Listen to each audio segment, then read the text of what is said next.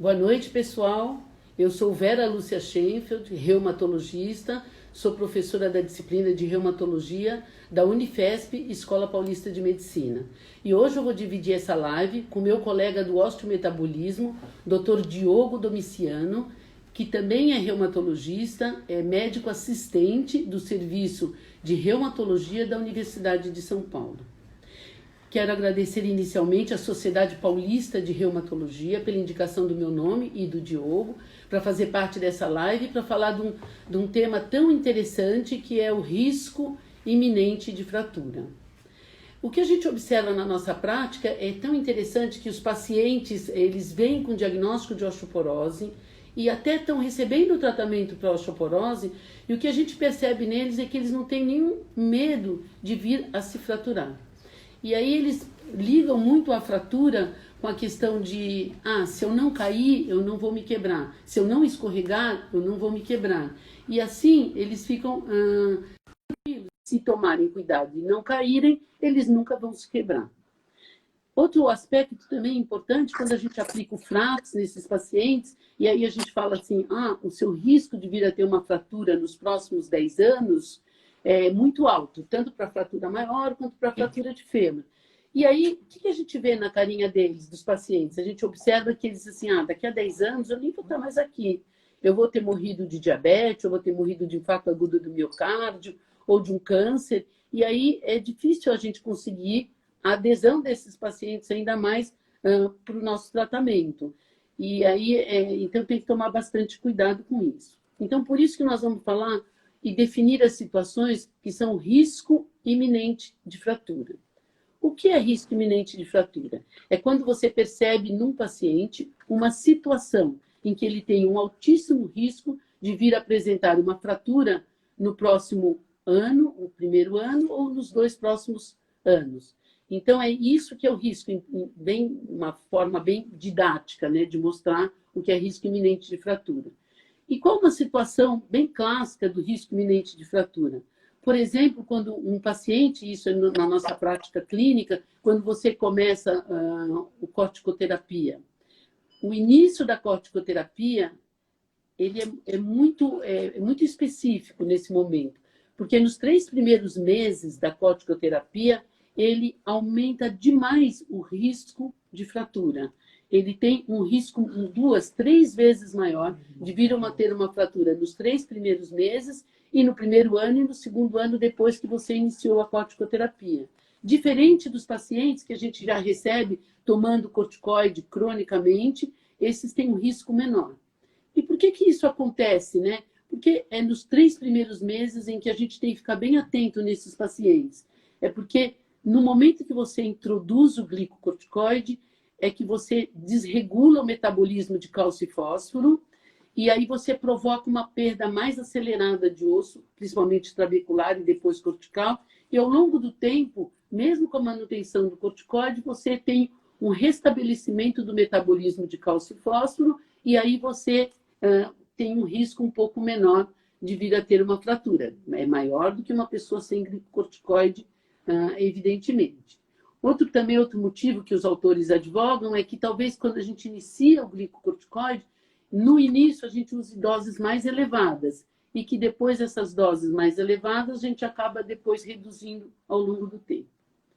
Outra situação também de risco iminente de fratura é quando você tem uma mulher com osteoporose após a menopausa e ela te conta, eu tenho há 2 meses atrás, eu tive uma fratura de coluna, ou uma fratura de fêmur, ou uma fratura de antebraço.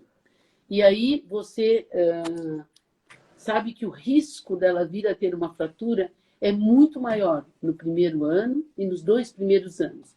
Os autores mostram, né, que o risco de uma paciente que te conta, eu me quebrei há 2 meses, há 3 meses, o risco dessa paciente vir a ter uma próxima fratura é 5 vezes maior. Então, temos que ficar muito atento nesse momento, né, e ficar atento para esse paciente. Aqui agora, vamos falar, eu gostaria de chamar o Diogo. Oi, Diogo. Eu não estou vendo o Diogo. O Diogo está aí? Oi, Diogo, tudo bem? Bem-vindo à nossa live. Eu estava falando para os nossos espectadores sobre o risco de fratura quando o paciente tem uma fratura de coluna, uma fratura de fêmur. E aí o que eu queria discutir com você, e seja bem-vindo, e você vai falar alguma coisa, é que todas as fraturas, qualquer fratura é risco iminente de fratura. Por exemplo, se eu tenho uma fratura vertebral, uma fratura de antebraço, tudo isso é risco iminente. Mas também tem os nossos pacientes que se apresentam com risco de costela, com risco de segundo e terceiro metatarso. Esses pacientes também podem ser classificados de risco iminente de fratura, Diogo?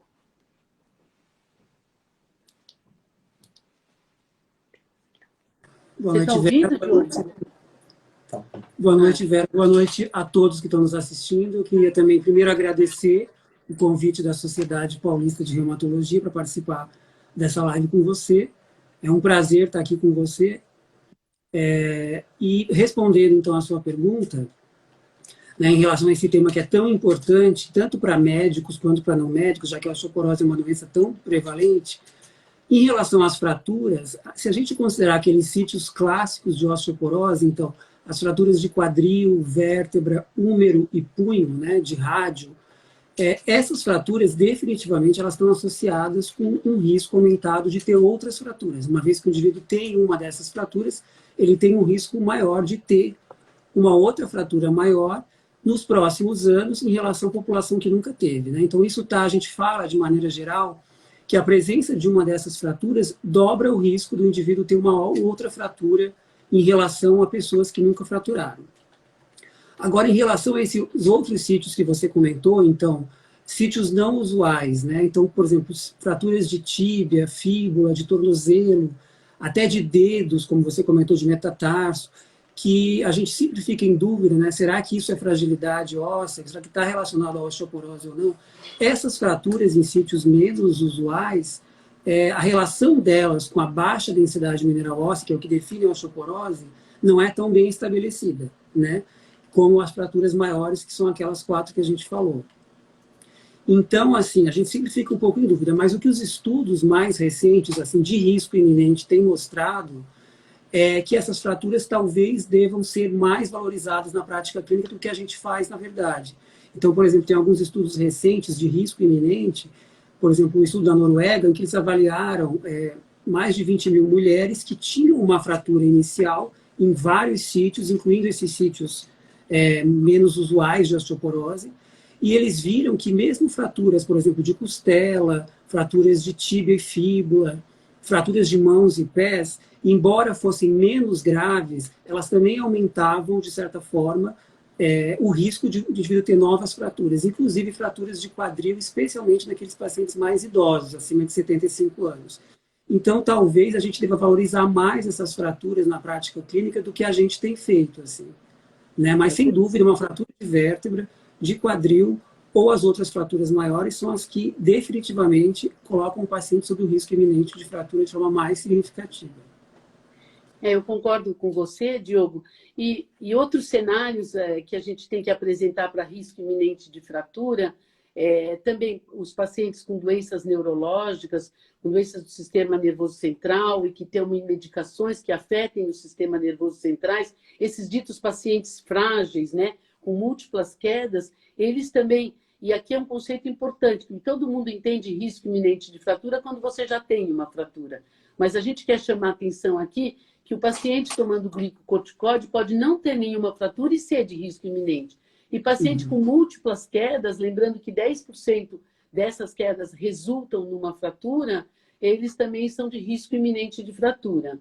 E aí eu gostaria também de perguntar, Diogo, que você comentasse um pouquinho o problema da idade, né? Se a idade também é um fator de risco independente. Então, a idade, a gente sabe que, por exemplo, junto com a densidade mineral óssea, a presença de uma fratura prévia, que a gente já falou que é o fator mais importante que coloca o paciente sob o risco de uma fratura iminente. Junto com esses dois fatores, a idade talvez seja o fator, com certeza é o fator de risco clínico mais importante em relação ao risco de fratura. Então, a gente sabe, por exemplo, que a cada diminuição, cada década, a cada diminuição, aumento da idade, cada ano você aumenta, em alguns trabalhos, até de 4% a 10% o risco de ter novas fraturas. A gente sabe que a idade é um fator de risco independente da densidade mineral óssea. Então, por exemplo, se eu pego um indivíduo de 50 anos, que tem lá uma densidade X na densitometria, e tem, portanto, um risco de ter fratura definido a partir da sua idade. E se eu pegar um paciente de 80 anos que tem a mesma densidade mineral óssea, quer dizer, eles têm as mesmas características clínicas e a mesma densidade mineral óssea, o paciente de 80, ele vai ter um risco aumentado significativamente em relação ao de 50 só pela idade. Então, mostrando que a idade é um fator de risco extremamente importante. E para o risco iminente, esses trabalhos que têm mostrado, avaliado o risco iminente, principalmente depois de uma fratura, eles mostram que também o risco da segunda fratura, ela aumenta com a idade. Né? Inclusive, nos idosos, essas fraturas ficam mais graves, são as fraturas de quadril e vértebra principalmente. Tem um trabalho que mostrou, por exemplo, que a cada aumento de ano para a segunda fratura, quer dizer, cada um ano que o paciente envelhece, aumenta em 4% o risco de ele ter a segunda fratura. Né? Então, assim, sem dúvida, a idade é um desses fatores que você falou, aí, junto com quedas, junto com as doenças neuromusculares, que com certeza colocam o paciente, contribui para o risco iminente de fratura mesmo. Nós temos uma pergunta aqui do nosso colega, Diogo, do Marcelo, que também é o presidente da Sociedade Paulista. Obrigada, Marcelo, pela pergunta e pelo convite a mim e o Diogo, né? E o Marcelo, ele pergunta como identificar o risco iminente de fratura na prática clínica. Marcelo, é isso que a gente está comentando, né? Não tem assim, eu não tenho uma fórmula mágica para te dar, Marcelo, mas você verificar que aquele paciente, por exemplo, é muito clássico, é bem fácil. O paciente fala assim, olha, doutora, 2 meses atrás eu quebrei meu punho. Puxa vida, isso é evidente que é um risco iminente de fratura. Ou quando a gente vai começar o glicocorticoide no nosso paciente, a gente tem que saber que a gente vai mexer muito com o metabolismo ósseo dele e que isso é uma situação de risco iminente de fratura. Da mesma forma que o Diogo falou, um paciente muito idoso, que a gente verifica com muitas quedas, com muita coisa, também é um risco iminente de fratura, né?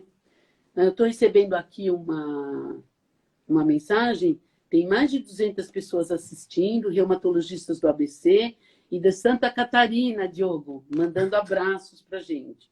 É um recorde de público, em poucos minutos, o tema osteoporose é muito gostoso, muito interessante. E aí, continuando, né, na nossa... Tem alguma pergunta? Continuando a nossa live, né, eu queria discutir com vocês todos, e com o Diogo principalmente também, por que o risco iminente de fratura ocorre logo no começo, né, no primeiro ano, no segundo ano depois da fratura. A gente estava discutindo também lá no nosso serviço, porque nesse momento que o paciente se quebra, ele se torna extremamente vulnerável, né? Ele se torna frágil nesse momento. Então, ele tem que lidar com bengalas, com andador, ele tem que fazer reabilitação, ele fica um pouco tonto também, fica muito estressado com a própria fratura. Também o perioperatório, quando eles são submetidos à cirurgia com as medicações e o próprio anestesia, o ambiente hospitalar, deixa ele realmente bastante tonto. Então, isso aumenta o número de quedas. Você quer comentar um pouquinho, Diogo? Eu acho que assim, o que você falou é super importante. Eu só queria acrescentar, assim, por exemplo, no paciente que teve uma fratura, ele geralmente fica imobilizado, né, durante um tempo pela própria fratura, pela dor, enfim. Principalmente na fratura de quadril, né, que é a fratura mais grave, com maior risco de complicação. Então, esse componente de imobilização após uma fratura, ele aumenta muito o turnover ósseo, né, a remodelação óssea. Ou seja, existe uma perda óssea mais acelerada justamente por causa desse componente de mobilização. Então, quer dizer, o paciente, além de tudo isso que você falou, do aumento do risco de quedas, principalmente quando ele começa a reabilitar, que ele vai ficar em pé e voltar a andar, as medicações e tudo, é um paciente que já está perdendo massa óssea, né, diminuindo a sua densidade mineral óssea só pela imobilização da fratura, né? Então, você já tem vários fatores aí contribuindo para ele refraturar nesse primeiro momento aí. E o interessante é que eles saem com novas medicações que eles não estavam habituados, como você falou anteriormente, e não saem com medicação nenhuma para osteoporose uma grande parte dos tempos. Então, eles têm maior risco de queda e menor proteção, porque uma grande porcentagem dos pacientes saem nenhum tratamento, uma grande porcentagem mesmo. Primeiro, eu quero falar uma pergunta, eu quero passar uma pergunta. Primeiro, eu tenho que dar uma notícia, né? Mandem suas perguntas, estão nos assistindo o Brasil inteiro, então isso é uma honra muito grande estar com o pessoal, nosso pessoal amigo do Piauí, do Mato Grosso, de Natal, né? Não pode esquecer, de Santa Catarina, da cidade do Diogo, Teresópolis, Vitória. E aí tem uma pergunta, Diogo, que eu vou fazer para você, que a Júlia fez, em que naqueles pacientes que têm uma densitometria óssea que está só com osteopenia, quando ele apresenta uma fratura de costela ou só de segundo metatarso, eu não estou falando quinto metatarso, porque essa nunca é por osteoporose, né? É a coisa mais comum, mas segundo metatarso, terceiro metatarso, se esse paciente também com osteopenia e esse tipo de fratura é risco iminente de fratura. Olha, então, Júlia, essa pergunta é muito boa, né? Porque é justamente o que a gente estava falando antes. Então, assim, num paciente nessa situação, que tem a primeira fratura, numa fratura, assim, nesse sítio menos clássico da osteoporose, não é uma fratura maior, né? A gente pode falar que é uma fratura menor, de repente de metatarso, de costela. O que a gente faz nesses casos? É aquele tipo de caso que deixa dúvida se essa fratura tem a ver com a fragilidade, no caso, sendo a primeira fratura. Se o paciente tiver múltiplas fraturas, aí já muda um pouco de figura.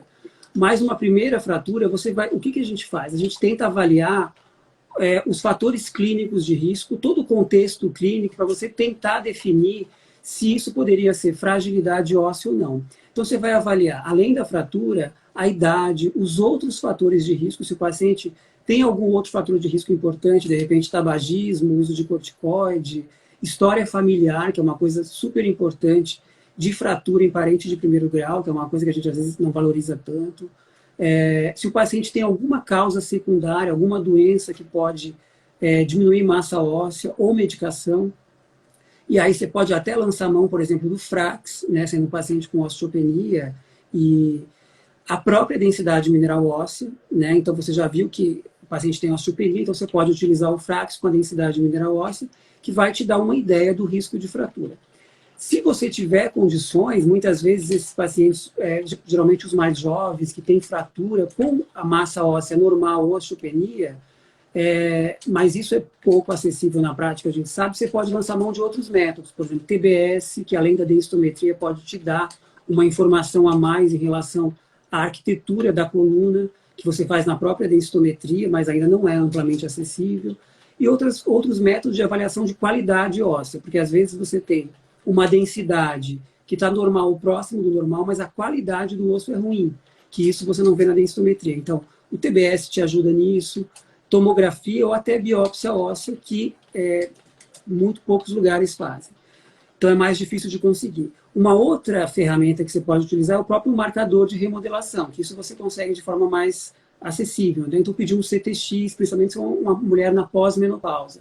Então, você vai ter que olhar essas outras coisas e o seu julgamento clínico é que vai decidir se você vai tratar ou não, se merece tratamento ou não esse indivíduo. Não sei se a Vera quer complementar alguma coisa. Não, eu quero que você está falando do marcador da remodelação e olha só, pasmem, quem está nos assistindo, Daniele Andrade.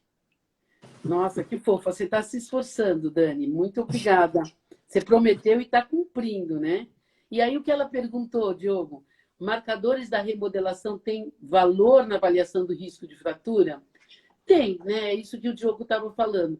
Ô, Dani, é importante, se você tem um CTX ou até um PONP, se você tem a possibilidade de fazer um marcador e tem uma alta remodelação, você prevê que esse paciente vai ter uma perda mais acelerada.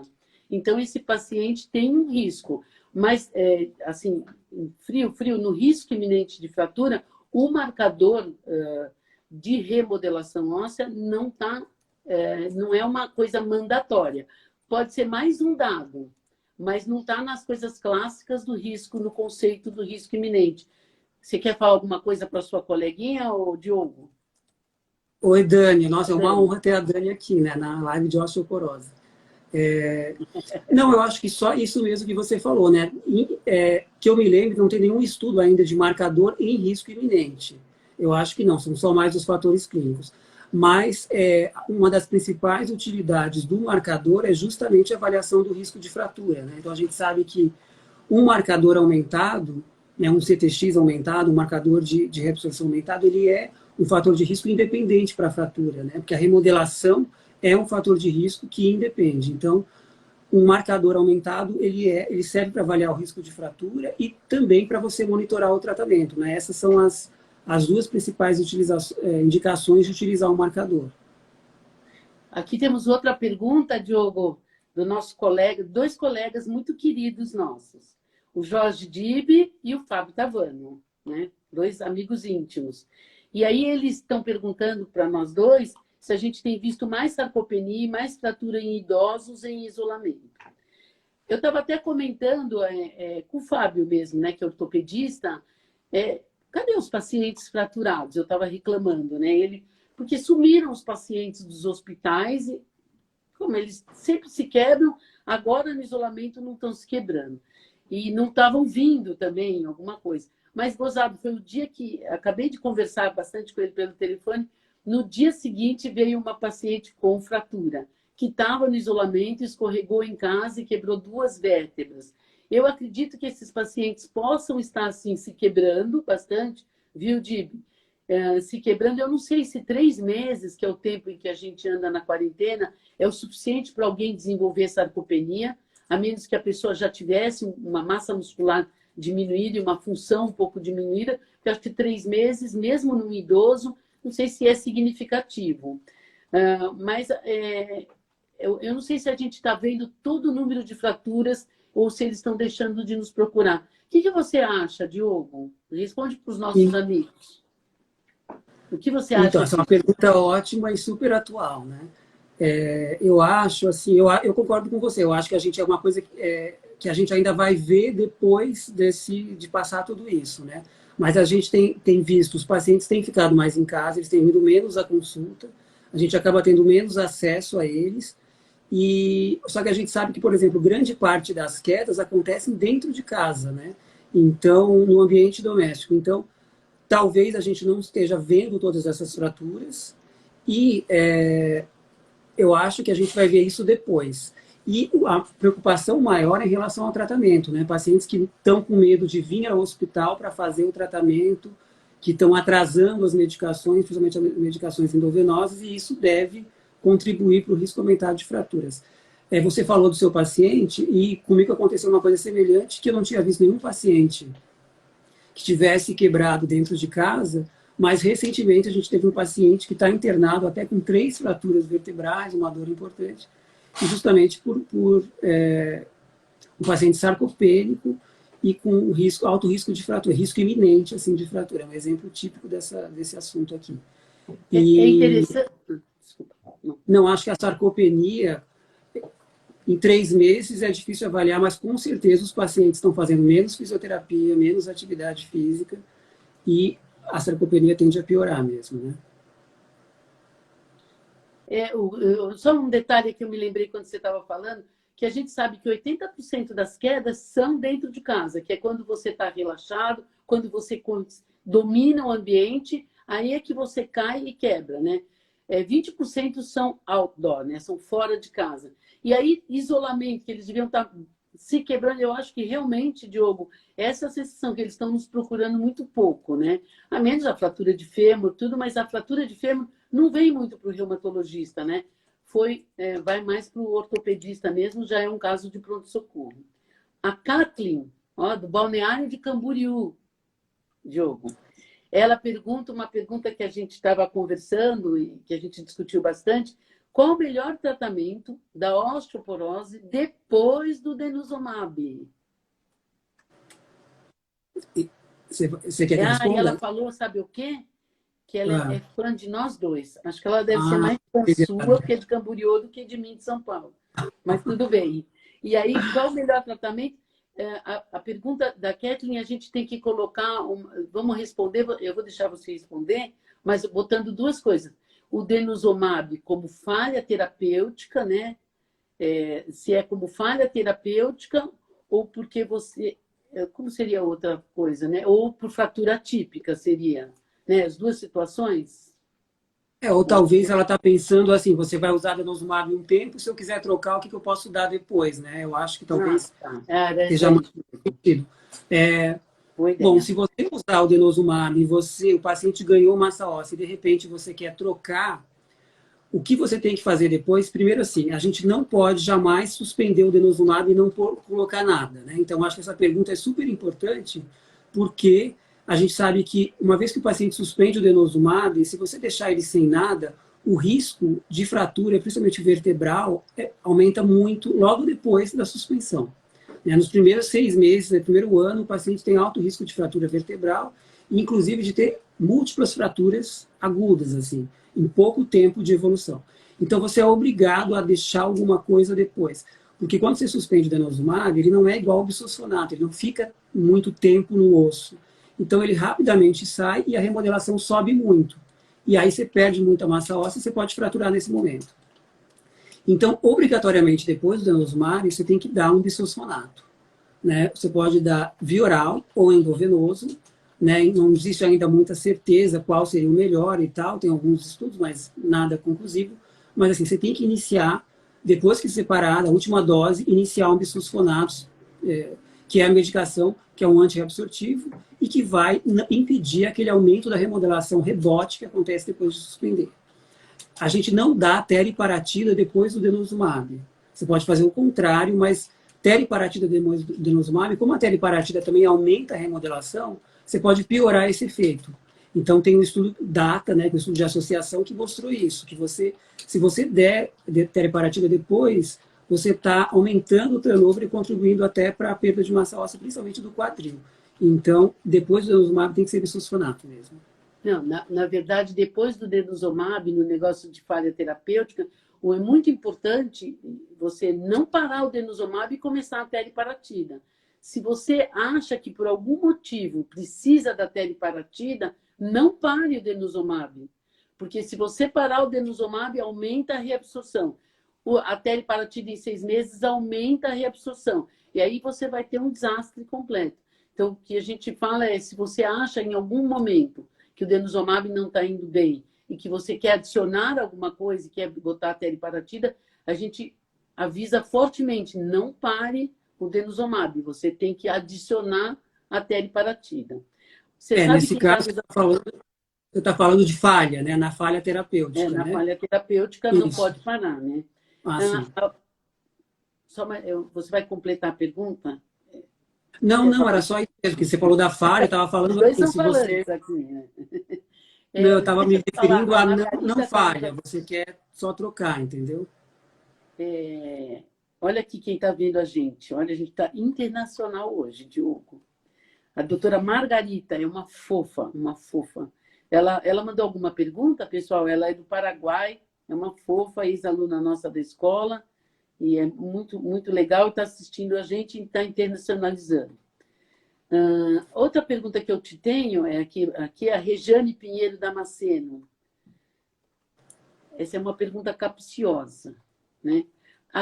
Até quando, por causa, até acho que a pergunta dela é por causa da Covid, né? Até quando podemos postergar a aplicação do Prolia e do ácido zolendrônico, né?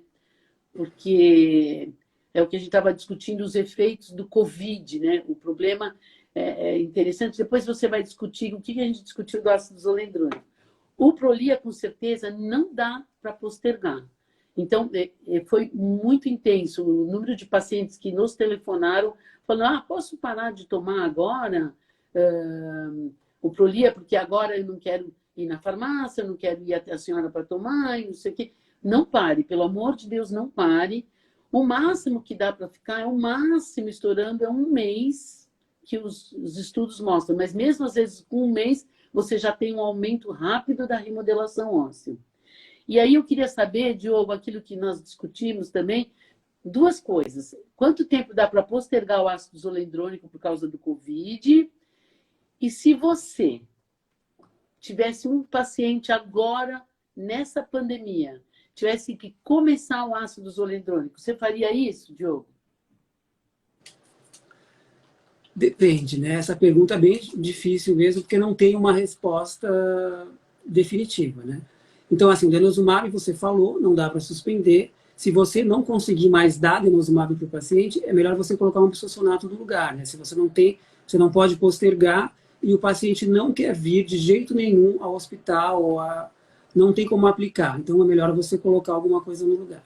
Em relação ao zoledrônico, é mais tranquilo, né? Porque você sabe que o zoledrônico, depois, a aplicação é anual. Depois de um ano, se o paciente está tomando há bastante tempo, principalmente, o turnover ósseo ainda está bem reduzido, porque é uma medicação que fica no osso, né? Como todo bisfosfonato.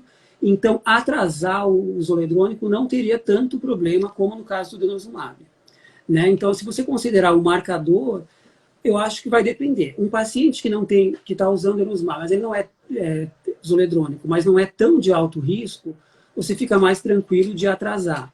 Então, por exemplo, tem alguns estudos em osteopenia que até eles dão de 2 em 2 anos, né, o zoledrônico, e mostrou que reduz, não tem malefício nenhum você fazer a cada 2 anos. Agora, no paciente mais grave, que com 1 ano ali o turnover já começou a subir, o CTX, o marcador, ou o paciente está tendendo a perder massa óssea, aí o ideal é você tentar não atrasar ou também trocar por um bisfosfonato oral, se for o caso. A outra pergunta que você fez, qual que foi? Se você, na Covid, você começaria, que a gente estava Então, discutindo, depende, né? Você Então, o começaria no zoledrônico, Covid o ácido zoledrônico? no zoledrônico, o paciente tem que se deslocar, né? Porque a medicação é endovenosa, ele tem que ir até o hospital, a clínica e tal. Então, é uma questão de conversar com o paciente, né? O próprio guideline do ACR, do que fazer na COVID em relação aos tratamentos, ele cita a osteoporose e ele fala do denosumab e tal. Então, você vai ter que uma decisão compartilhada com o paciente. Se ele não quer vir, ele é de muito alto risco, eu não iniciaria, talvez, o zoledrônico. Eu iniciaria uma medicação que ele possa usar em casa. Então, talvez um bisfosfonato oral ou o próprio denosumab, que ele pode aplicar em casa, né, subcutâneo. E tem o fato do ácido zoledrônico também, 10% das vezes, ter sintomas, tem sintomas que mimetizam o Covid, né? Febre, rush cutâneo e tudo isso. Então, se a gente ministrar o ácido zoledrônico, tem que avisar para esse possível efeito colateral dele, dor no corpo. Aí o paciente vai correndo para o pronto-socorro pensando que é Covid. Então, eu ficaria um pouquinho mais... se eu tivesse botar o ácido zoledrônico na primeira vez num paciente que eu não conheço a reação dele, é o que a gente estava discutindo, eu talvez postergasse um pouco a administração do ácido zoledrônico, né? E principalmente então, na primeira aplicação, né? Que é isso que acontece mais na primeira. Que você falou, que é uma endovenosa, que você precisa ir para um outro lugar e tudo isso. Agora nós temos uma pergunta aqui da Luciana Lorenzoni e da Marina Quaresma, né? Obrigada, Marina, por estar assistindo a gente. Um beijo, Marina. Hã? Você conhece, né? Eu mandei um beijo para a Marina. O Diogo está mandando um beijo para você também, né? E aí ela pergunta que ela faz, a gente conversou isso agora, né? Se a gente pode associar denosumab com teriparatida em pacientes de alto risco. Então, é isso que o Diogo falou, né? Em pacientes de muito alto risco, você poderia, o estudo DATA, que mostrou que a associação dos dois é melhor do que cada um isoladamente.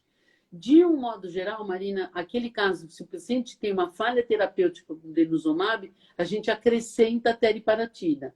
Mas mesmo num paciente de muito, muito alto risco, a gente não costuma, logo de cara, começar com as duas medicações, né?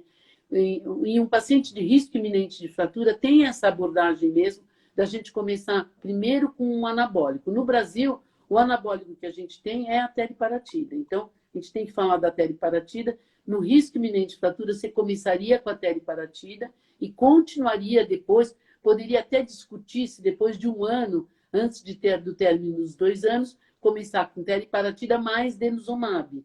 Mas seria essa a abordagem no paciente de alto risco. Começar a dar uma força para o osso e depois entrar com um antirreabsortivo. E aí eu vou deixar aqui você comentar, tá, Diogo, isso daí, e falar da Graça a Graça. Oi, Graça, tudo bem? Eu adoro a Graça também, é uma aluna nossa muito querida, foi aluna do Charles. A Graça perguntou por quanto tempo você pode usar essa associação na falha terapêutica, a teriparatida mais o denosumab. Então, esse estudo data, ele é bem interessante porque, assim, das medicações, das terapias combinadas, ele é o que mostrou os melhores resultados, assim, em termos de densidade mineral óssea, né? Então, o paciente ganhou muita densidade mineral óssea, principalmente na coluna, com a combinação das duas medicações. Então, esse estudo, ele comparou a terapia sequencial, então você dá a teriparatida depois de trocar para denosumab, ou o contrário, e a combinação dos dois ao mesmo tempo. E aí ele mostrou que a combinação, realmente, o ganho de massa óssea foi bem maior. Então, ele estaria indicado naqueles pacientes muito graves, né, os pacientes com altíssimo risco de fratura. Mas, como a doutora Vera falou, a gente usa, geralmente, no paciente grave, mas não como primeira opção. A terapia combinada é sempre em casos muito selecionados, né? Então, quanto tempo usar? O estudo, ele usou 3 anos, se não me engano, 2 ou 3 anos. Então, você vai usar a teriparatida por, no máximo, 2 anos, né, de 18 meses a 24 meses. Depois, você pode seguir com denosumab.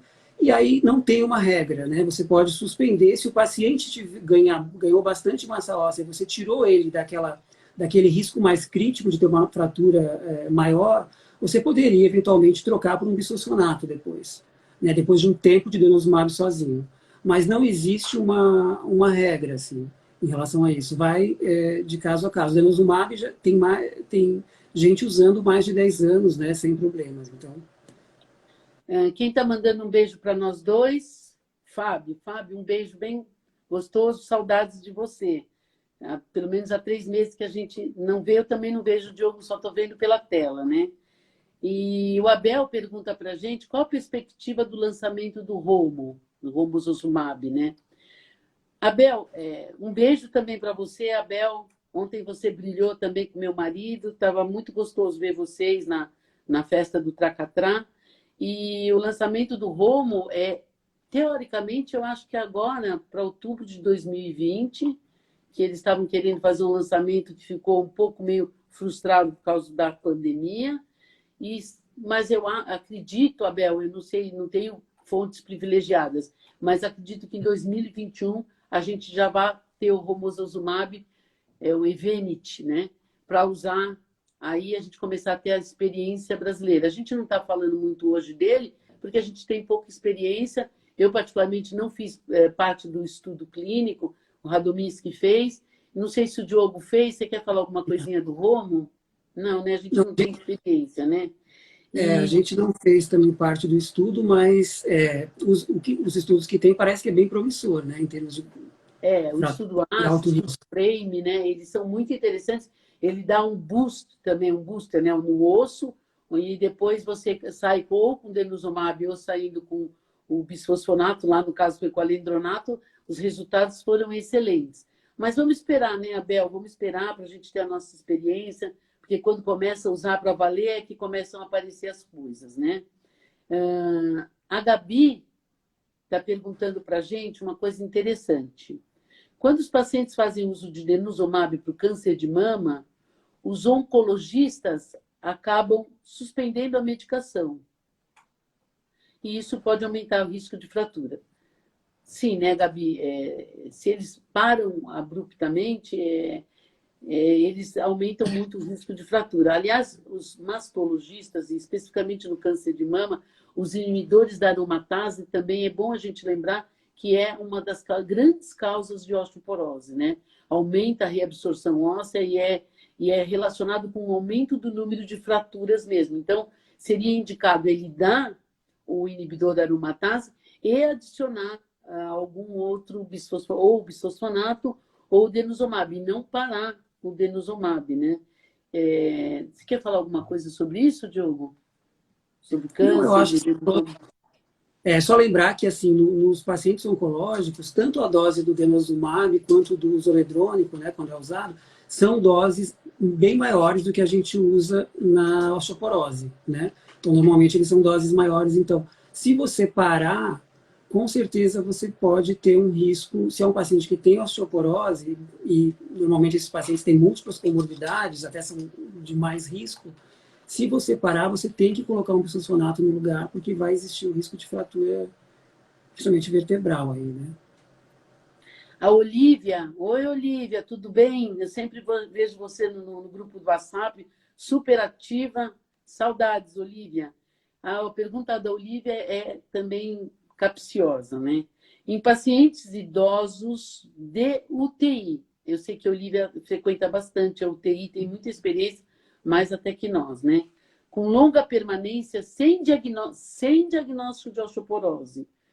Você indicaria, Diogo, pela imobilização, eu acho que é por isso que ela está perguntando, o uso do bisfosfonato na UTI? Eu vou deixar você responder essa primeiro.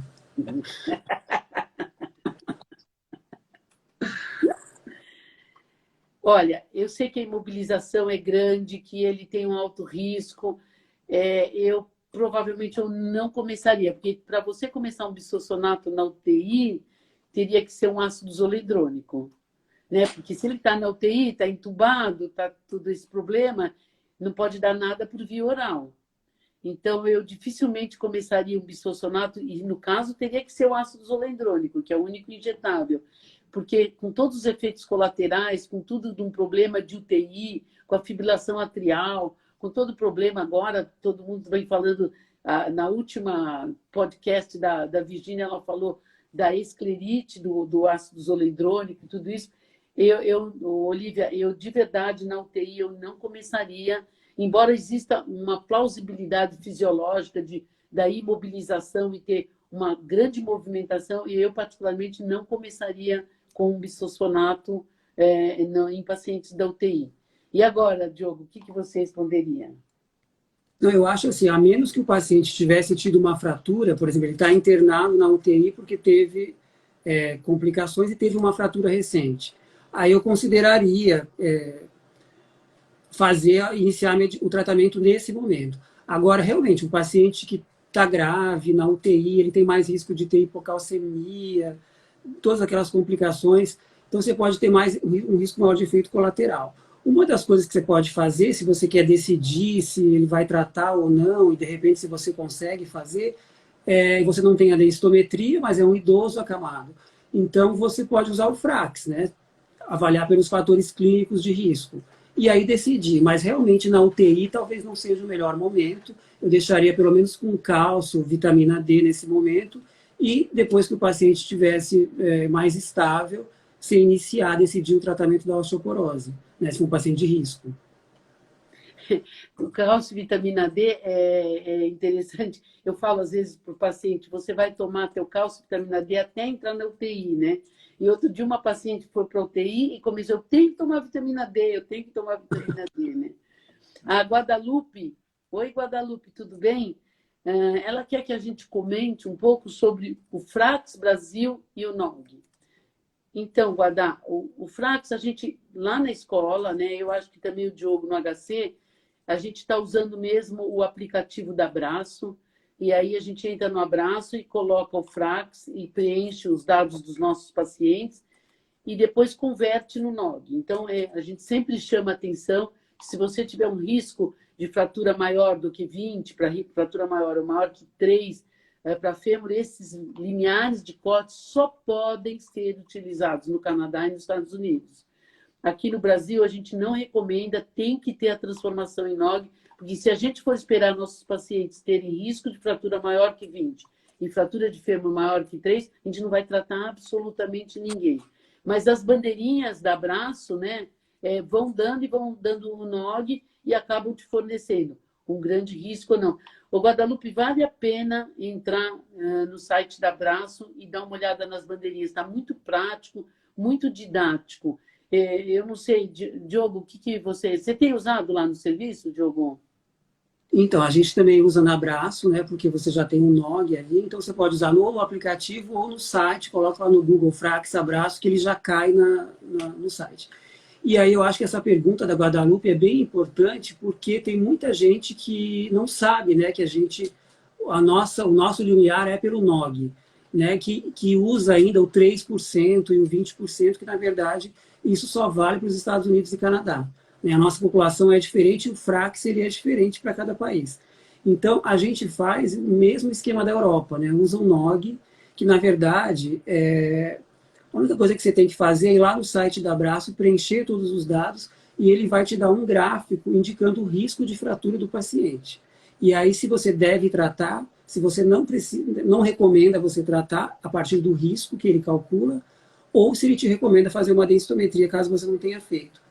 Então, na verdade, o que o NOG faz é comparar o seu paciente com o risco de uma pessoa da mesma idade, do mesmo sexo, das mesmas características, que já teve uma fratura. Quer dizer, aquele paciente que tem as mesmas características e ele é de alto risco, porque ele já teve uma fratura prévia. Então, esse é a característica do NOG, né? Que essa forma que é idade dependente de você indicar ou não o tratamento pelo FRAX. Porque nos Estados Unidos eles usam ponto de corte, né? Então 3% para fratura, do quadril, 20%. Então a gente não deve usar esses 3% e 20%. A nossa população é outro risco, é outra epidemiologia. Então acho que essa pergunta é legal, porque tem muita gente que nem conhece isso ainda da Abraço, né? A gente vê tanto entre os clínicos e até mesmo entre alguns reumatologistas, entrar no site da Abraço, é muito fácil, é só seguir os passos que você faz em 1 minuto, calcula o risco. Agora eu tenho uma pergunta que você não pode me devolver. É o Melo que está perguntando, né? Essa é para você. É interessante a pergunta. O paciente que abandona o tratamento com denosumab pode falar que ele é um risco iminente de fratura? Essa é boa. Essa pergunta pode responder, Joãozinho. Então, é uma boa pergunta mesmo, né? Assim, não existe estudo colocando, avaliando como risco iminente de fratura essa situação. Mas se a gente olhar os trabalhos de suspensão do denosumab, né? Então, por exemplo, tem um trabalho que mostrou que o paciente aumenta em 7 vezes o risco de ele ter uma fratura vertebral nos primeiros 6 meses, primeiro ano depois da suspensão do denosumab.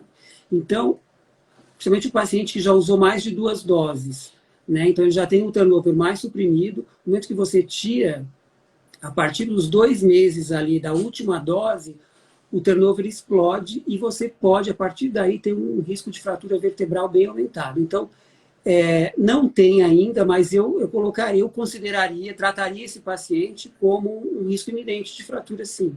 Principalmente fratura vertebral. O que você acha? Eu acho que tem risco iminente de fratura. A gente fica tão desesperado, é super interessante. Eu vou começar agora. Quando eu te identificar clinicamente, acho que parou Prolia, não um Prolia, né? Não, é um Prolia, desculpa, um denosumab, né? Por uma aplicação, mas se você tomou mais do que 3, o risco é muito maior. E parece que o risco é maior quanto mais aplicações você teve. Então, eu acho super interessante. Se você teve várias aplicações, se separar, e a cara que a gente faz, pelo amor de Deus, não para, porque isso é risco iminente de fratura. Bem interessante, Melo, seu comentário ganhou a noite, muito interessante. A Soninha Gussen é uma paciente sua, Diogo, e pede para mandar um beijinho para você. Mandou um beijo para você. Um beijo para a Sônia. E a Nilce, que é uma paciente minha muito querida, a Nilce Sanches, ela escreveu que ela é minha paciente e foi diagnosticada osteoporose com 14 anos. E agora ela tem 60 anos e está curada. Como explicar? Uma boa médica. Nisso, é uma boa médica, cura, até a osteoporose cura, né? Mas a tua osteoporose era um pouco diferente, era um diagnóstico diferente, a gente discute depois. Mas realmente a Nilce hoje está boa, porque ela era baixa massa óssea para a idade, ela nunca teve realmente osteoporose. E a Nilce foi até para os Estados Unidos, fez um monte de tratamento e tudo, mas hoje ela realmente está muito boa, né? Ela tem uma massa adequada para a idade dela. A Luciana está perguntando para a gente, né? Qual a melhor opção após a fratura atípica? Então, o paciente tem uma fratura atípica, eu estou entendendo que é por bisfosfonato, se é melhor a gente dar denosumab ou teriparatida. Ô, Luciana, se você tem uma fratura atípica pelo bisfosfonato, normalmente significa que você tem uma baixíssima remodelação óssea. É a teoria da fratura típica, né? Que você está com uma baixíssima remodelação. Então, a gente indica alguma coisa que acorde esse osso. Então, é bem mais indicado, depois do bisfosfonato, é mais indicado você mudar realmente de classe, né? E mudar para teriparatida e acordar esse osso. Acordar ele, até para a própria fratura típica, a teriparatida seria melhor do que o denosumab, porque se você dá o denosumab, você pode suprimir demais a remodelação óssea desse paciente, né? E a Aline está perguntando para a gente, o Diogo, se o Odanacatib está sendo usado no Brasil. O Odanacatib, quer responder? Fala você, Diogo. Então, o Odanacatib, ele foi interrompido o estudo, né, que era um estudo LOFT, que ele não foi completo, não foi terminado, a medicação foi descontinuada, porque aumentou muito o risco, embora ele tivesse uma excelente resposta em termos de osteoporose e fratura, ele aumentou muito o risco de AVC, né, de maneira significativa, então o estudo teve que ser interrompido, então o Odanacatib ele não vai ser comercializado, né, isso foi o ano passado, se não me engano, e agora acabou de sair, inclusive, um estudo mostrando os benefícios que ele teria para a osteoporose, em termos de microarquitetura e tal, só que a medicação não pôde, infelizmente, ser aprovada por causa desse risco que ficou proibitivo, né, por causa do risco de AVC mesmo. Ele acabou sendo descontinuado e não vai ter o Odanacatib, né? Milhões jogados fora, mas não vai ter o Odanacatib para a gente utilizar, né?